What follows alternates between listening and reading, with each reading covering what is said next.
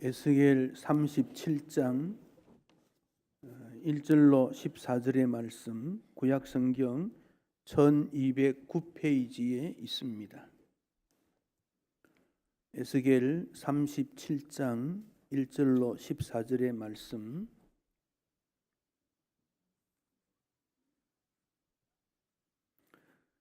우리 한 절씩 교독하겠습니다. 여호와께서 권능으로 내게 임재하시고 그의 영으로 나를 데리고 가서 골짜기 가운데 두셨는데 거기 뼈가 가득하더라.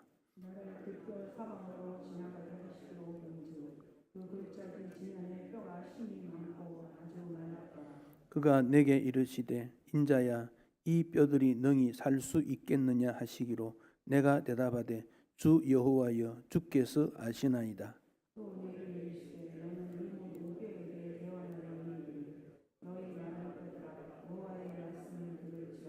주 여호와께서 이 뼈들에게 이같이 말씀하시기를 내가 생기를 너희에게 들어가게 하리니 너희가 살아나리라.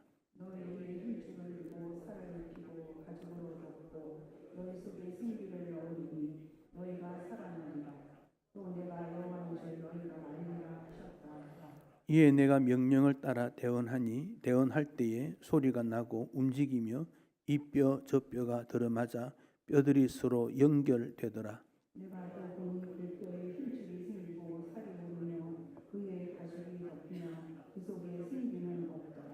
또 내게 이르시되 인자야 너는 생기를 향하여 대언하라. 생기에게 대언하여 이르기를 주 여호와께서 이같이 말씀하시기를 생기야 사방에서부터 와서 이 죽음을 당한 자에게 불어서 살아나게 하라 하셨다 하라.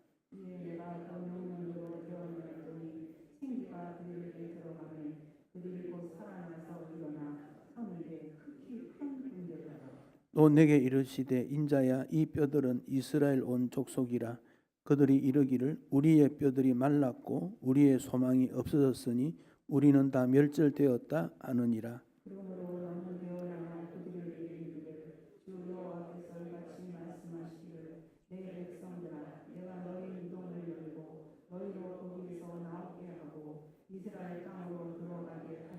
내 백성들아 내가 너희 무덤을 열고 너희로 거기에서 나오게 한즉 너희는 내가 여호와인 줄 알리라. 내가 또 내 영을 너희 속에 두어 너희가 살아나게 하고 내가 또 너희를 너희 고국 땅에 두리니 나 여호와가 이 일을 말하고 이룬 줄 너희가 알리라. 여호와의 말씀입니다. 아멘. 에스겔 선지자는 주전 6세기경 시대의 사람입니다. 그러니까 지금부터 한 2600년 전에 활동했던 선지자입니다. 이스라엘이 바벨론의 침략을 받아서 예루살렘이 다 무너지고 청년들은 포로로 잡혀가고 예루살렘은 폐허가 된 그때 에스겔은 25살의 청년 때에 바벨론으로 끌려가게 됩니다.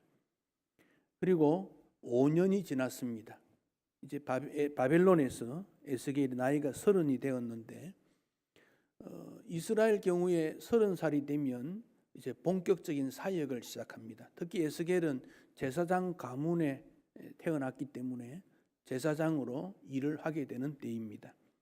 그렇지만은 이방 나라에서 성전도 없고 제사장으로서의 사역을 할 수가 없는 그런 경우에 바빌론의 그발이라는 강가에 포로 수용소처럼 텐트를 쳐놓고 백성들이 살아가고 절망 가운데 있는 이스라엘 백성들에게 하나님께서 에스겔을 불러서 소망과 용기와 믿음의 말씀을 외치라. 그 내용이 에스겔서입니다.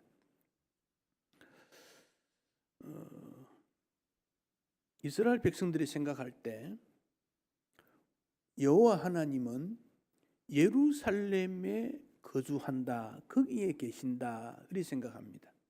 바벨론에는 말뚝이라고 하는 신이 다스리는 곳이다 이렇게 생각했습니다. 이스라엘 땅에서 바벨론까지 거리가 한 2,500km 정도 됩니다. 굉장히 먼 곳입니다. 그 당시 교통편으로 몇 달을 걸어가야, 적어도 4, 5개월 걸어가야 됩니다. 그런데 예루살렘에 있는 하나님께서 어떻게 바벨론에 올 수 있겠느냐, 이런 생각들을 그 시대 사람들은 했습니다.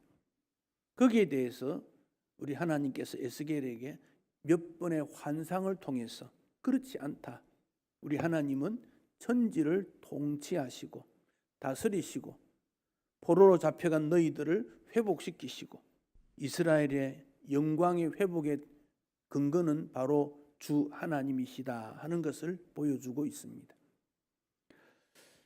역사라는 것이 이렇게 반복되면서도 어떤 방향으로 나아가게 되는데, 그때로부터 한 700년쯤 지난 예수님께서 이 땅에 오시고 성천하신 다음 AD 70년경에 이스라엘은 로마의 공격을 받아서 멸망당한 때가 있습니다.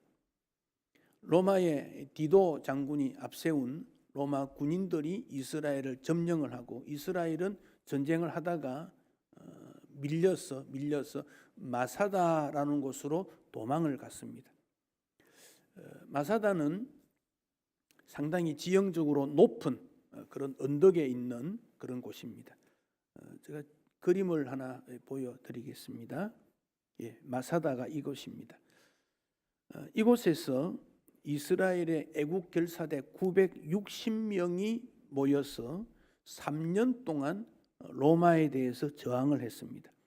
로마는 15,000명 군인들로 마사다를 완전히 포위하고 물을 주지 않고 먹을 것을 주지 않으니까 죽을 수밖에 없는 그런 입장인데, 마지막까지 항전을 하다가 여인 2명, 아이 5명, 7명이 살아남고 다 죽습니다. 지금 이스라엘에서는 군인들이 임관을 하게 되면 마사다 현장에 올라가서 그때 일어났던 일들을 기억하면서 나라 사랑의 마음을 더 가지게 됩니다. 그때 지도자였던 엘리젤 벤 야일이라는 사람이 이렇게 말했습니다. 이제 하룻밤 남았습니다.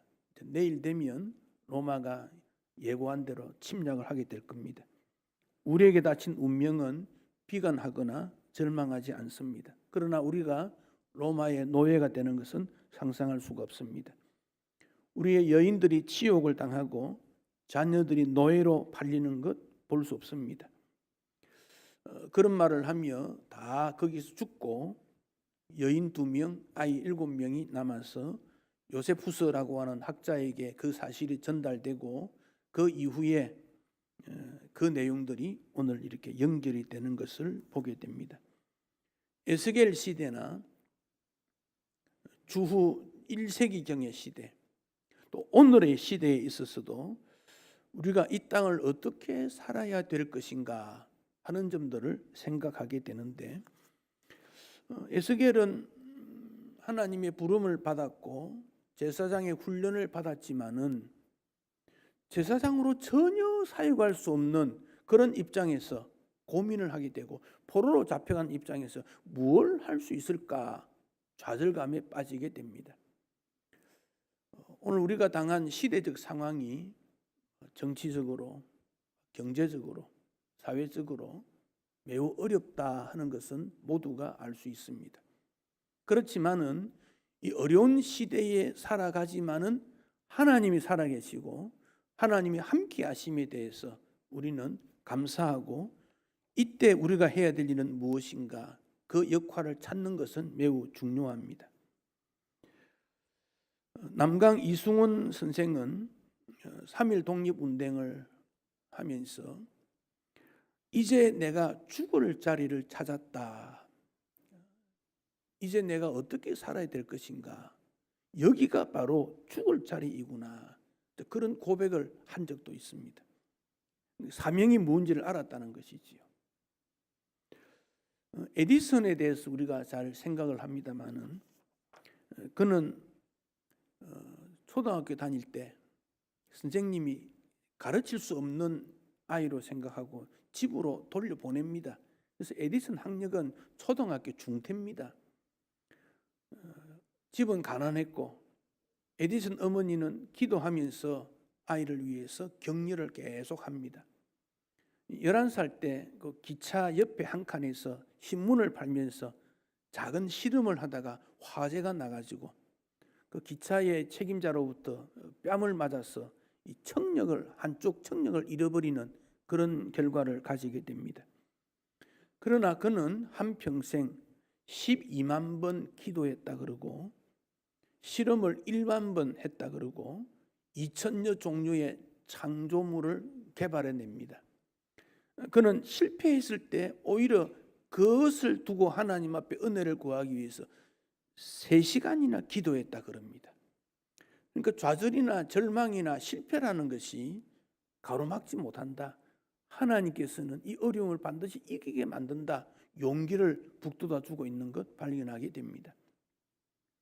오늘 읽었던 본문 1절 2절을 보면 에스겔을 하나님이 환상 중에 나타났다 그랬습니다. 환상이라는 것은 비전을 보여주기 위해 하나님께서 에스겔에게 보여주신 말씀입니다.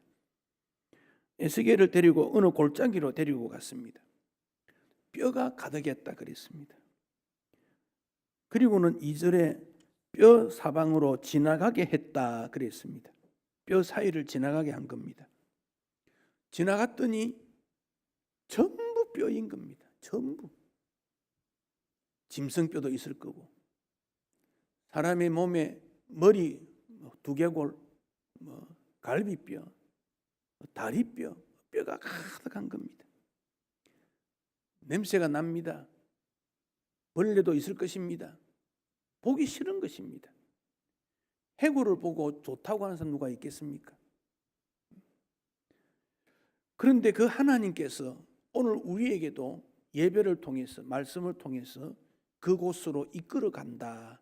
그 점을 생각해야 됩니다. 우리 하나님은 어제나 오늘이나 동일하시다 그랬습니다. 그러니까 그때 기록된 성경 말씀은 오늘도 동일하게 우리에게 말씀으로 나타나고 격려가 되고 용기가 되고 믿음의 대상이 되는 거예요. 만약 하나님이 그때는 그 말 하셨는데 시대가 변하니까 바뀌었다. 그러면 어떻게 믿겠습니까? 이게 동일하신 하나님 아닙니까?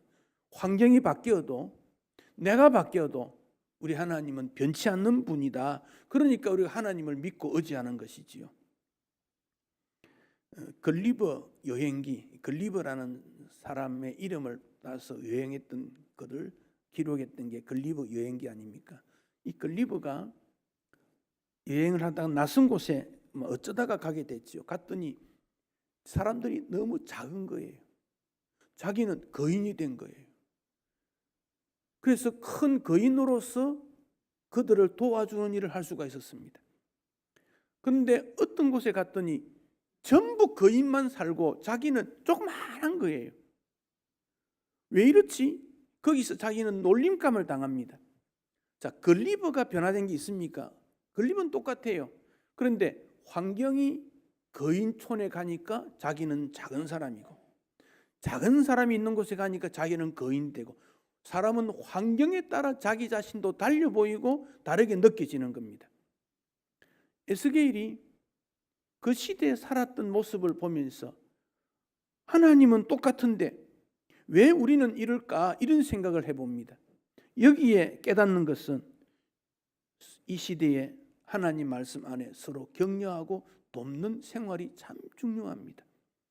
지도자는 지도받는 사람에게, 남편은 아내에게, 자녀는 부모에게, 나이 많은 부모는 자녀로부터 격려받으면서 하나님께서 우리를 이끌어 가시며 보여주는데 그 보여준 것이 환상이다. 그렇게 보면 됩니다. 환상이다.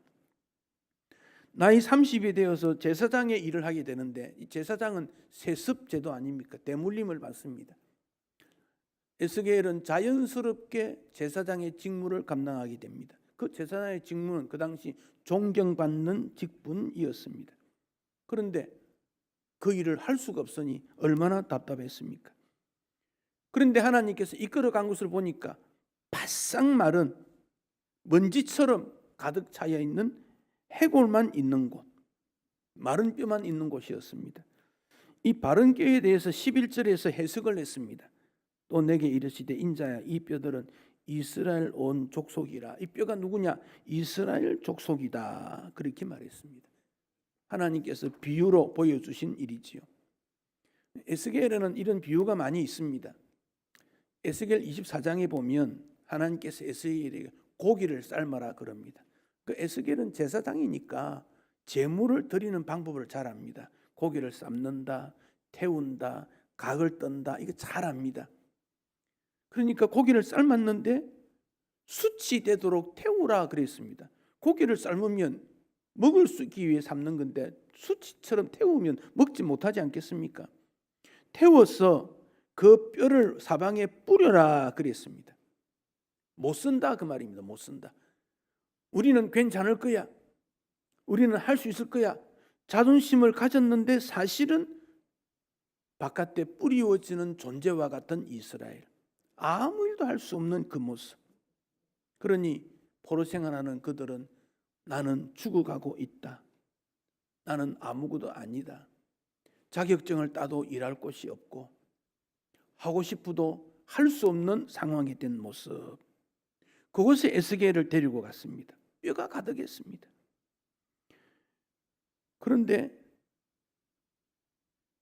아주 마른 그 뼈들을 보는 가운데 3절에 이렇게 말씀하십니다. 인자야 이 뼈들이 능히 살 수 있겠느냐. 에스겔에게 습기가 하나도 없고 바짝 마른 먼지만 있는 그들에게 이 뼈들이 살 수 있겠느냐. 이 질문은 말도 안 되는 질문입니다. 한때 그 뼈들은 생명이 있었을 것입니다. 걸었습니다. 뛰었습니다. 그런데 조금 다쳤다면 이 뼈들이 제대로 기능을 가질 수 있겠니? 그랬을 때 예, 할 수 있습니다. 이렇게 대답했을 것인데 지금은 그렇지 않습니다. 완전히 부서지고 다 조각이 났는데 이 뼈들이 살 수 있겠느냐? 이렇게 질문합니다. 여러분, 여러분의 삶이 여유가 있고 넉넉하고 가능성이 있고 형통하고 그런 분도 계시겠지요. 그러나 세월이 흐름에 따라서 내 인생은 점점 더 말라가고 부족해가고 연약해가고 이 존재가 우리 인생이라는 겁니다. 여기 뼈가 말랐다는 이 말은 시들었다, 수치를 당한다, 괴로움을 당한다 그런 뜻입니다. 고개를 들 수 없는 거지요. 에스겔이 이 질문에 대해서 할 수 없습니다. 이거 어떻게 한단 말입니까? 이렇게 말하고 싶은데 하나님께서 이 질문을 던지는 의도를 에스겔이 아니까 답변하기를 주께서 아십니다. 이렇게 답변하고 있습니다. 참 지혜로운 답변이지요. 인생의 모든 문제는 우리 주님께서 해결점을 가지고 있다. 그 말씀이기도 합니다. 저는 잘 몰라요. 우리 사회가 미래가 우리 가족이 우리 교회와 국가가 어떻게 될지 잘 몰라요. 시대적 상황 속에서 곳곳에 전쟁이 일어났을 때 아무도 해결치 못하고 식량 문제, 기후 문제 아무도 해결치 못하고 힘센 자가 지배하는 이 시대에 주님 이 세상이 어떻게 되겠습니까? 아무도 답변을 할 수가 없습니다. 그런데 이 뼈를 이스라엘이라고 했으니 이스라엘의 영적 상태와 육적 상태와 사회적 상태가 어떤지를 알려주고 있습니다. 우리의 뼈들은 말랐고 소망이 없어졌으니 다 멸절된 상태에 있다고 그들은 고백하지 않을 수가 없습니다. 병원에 가면 치료를 하기 위해 검사를 할 때 엑스레이를 찍습니다. 엑스레이를 찍으면 내 모습이 나오지 않습니까? 어떻습니까? 보기 좋습니까? 해골입니다. 해골. 나는 저렇게 생기지 않았을 텐데 그런 생각이 들 것 같습니다. 그런데 하나님께서 엑스레이로 우리를 투과해서 너의 모습을 보라 그러면 어떻겠습니까? 아마 병원에서 보는 나의 모습보다도 더 일그러지고 보기 싫은 흉측한 모습 아닐까요? 왜 이스라엘이 그렇게 되었습니까? 첫째 원인은 우상 숭배 때문입니다. 에스겔 6장 9절에 보면 하나님께서 이스라엘에게 왜 그들이 포로로 잡혀왔는가, 스크린에 그 성경 구절을 제가 올려놨는데 에스겔 6장 9절을 같이 한번 읽어보겠습니다. 너희 중에서 살아남은 자가 사로잡혀 이방인들 중에 있어서 나를 기억하되 그들이 음란한 마음으로 나를 떠나고 음란한 눈으로 우상을 섬겨 나를 근심하게 한 것을 기억하고 스스로 한탄하리니 이는 그 모든 가증한 일로 악을 행하였음이라. 여기 음란한 마음, 음란한 눈 했는데 사실 이것은 이방 우상 숭배를 말씀하고 있는 표현입니다. 자, 우상 숭배가 뭡니까? 하나님의 자리에 그 무엇을 옮겨 놓는 것, 하나님보다 더 무엇을 추구하는 것, 하나님 외에 무엇을 따르기 원하는 것, 그 우상이라 그랬습니다. 현대 사회인들이 노리는 물질, 때로는 권력, 나의 자존심, 나의 어떤 높아지기 원하는 마음, 하나님보다 그 무엇을 사랑하는 것, 그 교만이라 그랬습니다. 우상입니다. 근데 왜 그것을 추구합니까? 그것을 통해서 내 인생이 기뻐지지 않을까, 즐거워지지 않을까, 소망이 있지 않을까, 그렇게 여기기 때문에 그래요. 근데 우상은 우상에 불과하지 우리가 섬길 대상이 아닌 것을 생각해야 됩니다. 물질도 사람으로부터 떠나갑니다. 권력도 떠나갑니다. 젊음도 떠나갑니다. 다 떠나가는 인생입니다. 그거 우리 사회에서 경험하는 거 아닙니까? 다 그렇게 느껴지지 않습니까?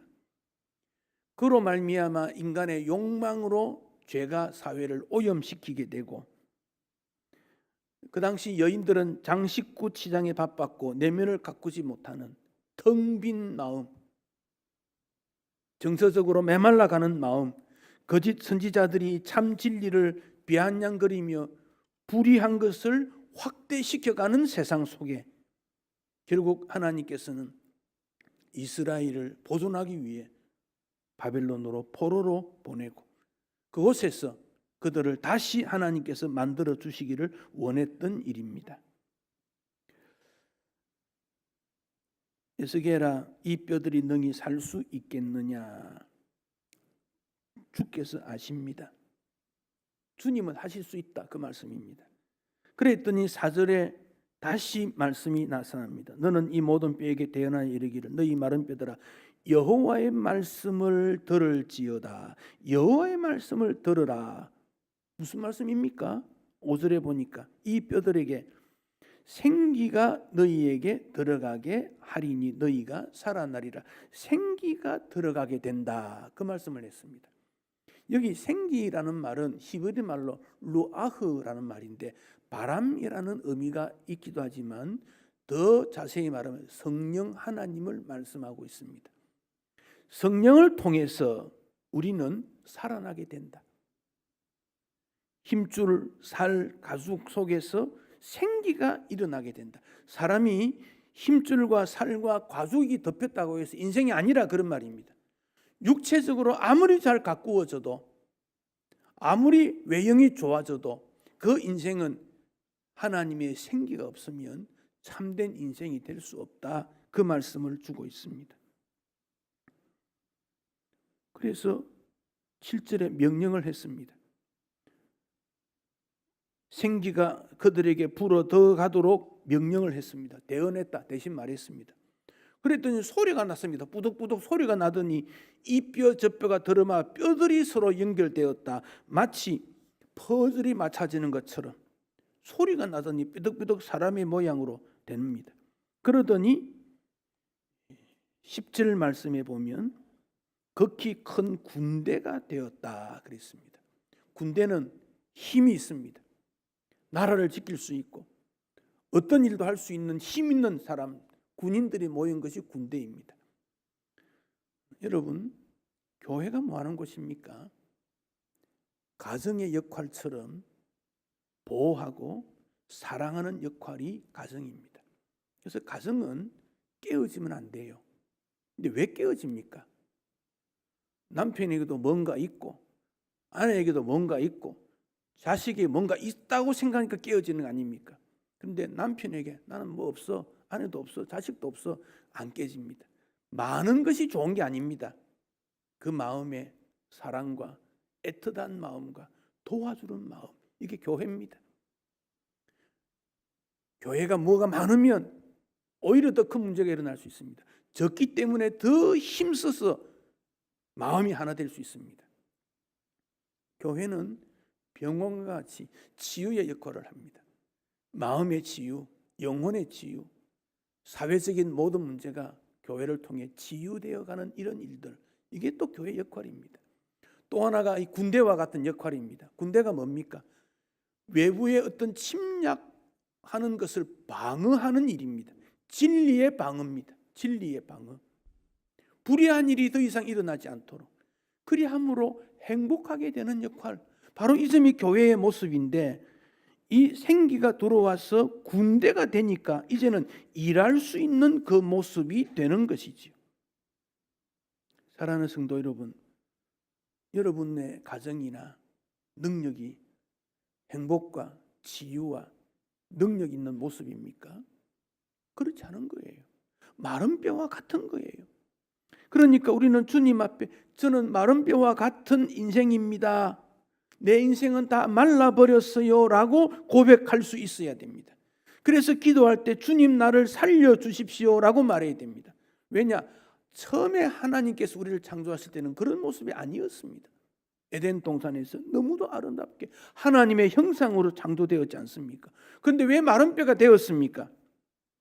죄 때문이요, 연약 때문이요, 부족 때문 아닙니까? 그러니 모두가 움켜쥐고 서로를 공격하고 싸우고 갈등하고 다투는 일이 얼마나 많은지 모릅니다. 에스겔에게 뼈들을 들어가게 하라 연결이 됩니다. 또 말씀하십니다. 생기가 그들에게 들어가도록. 믿음이요 성령 하나님입니다. 우리 앞으로 미래를 나아가려면 하나님의 은혜와 도움 없이 이룰 수 없다. 그 고백을 하게 됩니다.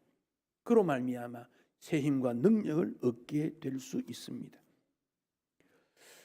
20세기의 선교사의 위대한 분이요, 인도의 성자라고 불리웠던 스탠리 존스라는 분이 있습니다. 미국 사람입니다. 이분이 89세 때, 90세에 뇌출혈이 일어납니다. 신경이 마비되니까 아무 일도 할 수가 없습니다. 나이도 많습니다. 병원에서 치유를 받는데 그가 간호사에게 이런 말을 합니다. 나에게 나사렛 예수 이름으로 일어나 걸어라, 이 말을 꼭 해주세요. 물리치료 받을 때 내가 말이 어둔하고 말을 잘 못하니까 당신이 나에게 나사렛 예수 이름으로 일어나 걸어라라고 늘 명령해 주시오. 그래서 치료를 받을 때 간호사가 나사렛 예수 이름으로 일어나 걸어라 그랬더니 스탠리 존스가 그때마다 아멘이라고 응답했다 그래요. 6개월을 지나면서 치유가 일어나고 다시 인도로 돌아가서 선교 활동을 계속했습니다. 마른 뼈보다 못한 그 존재가 예수의 능력과 은혜로 생기를 회복하게 됩니다. 넬만이라고 하는 분이 스탠리 존스의 일대기를 글을 썼습니다. 전기를 놨는데 거기 이런 말을 했습니다.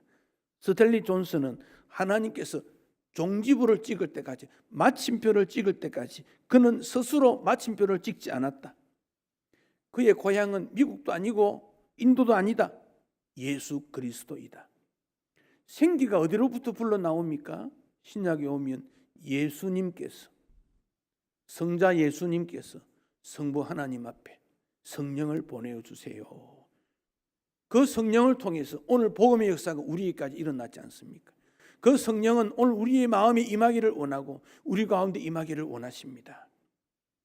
여러분, 인생은 살아갈수록 삶의 무게가 더 무겁다는 거예요. 아버지의 무게가 있어요. 아버지로 할 수 없는 무게가 있어요. 어머니의 무게가 있어요. 부모의 무게가 있고 자녀의 무게가 있고 직분의 무게가 있고 모두가 무겁게 살아가고 있습니다. 걱정 없고 고민 없는 사람이 어디 있겠습니까? 그 무게가 너무 무거워서 앞을 보지 못하고 내가 무너질까 조심스럽게 한 발자국 나아가지 못하는 이 인생길에서 에스겔 선지자를 통해서 생기가 불어넣도록 주님이 말씀하고 있습니다. 생기가 불어넣도록 오늘 주님이 이 땅에 성령 하나님께서 우리에게 성령으로 말미암아 새힘 얻도록 요청하고 있습니다. 그렇게 되면 회복이 되고 치유가 되고 춤추는 인생이 되고 감사한 인생으로 변화되고 능력 있게 살아갈 수 있게 될 것입니다. 성령 하나님께서 여러분 마음이 임하기를 원하십니다. 여러분 마음에 성령 하나님 모시고 새 힘 얻어서 승리하는 행복한 인생 되시기를 축복합니다.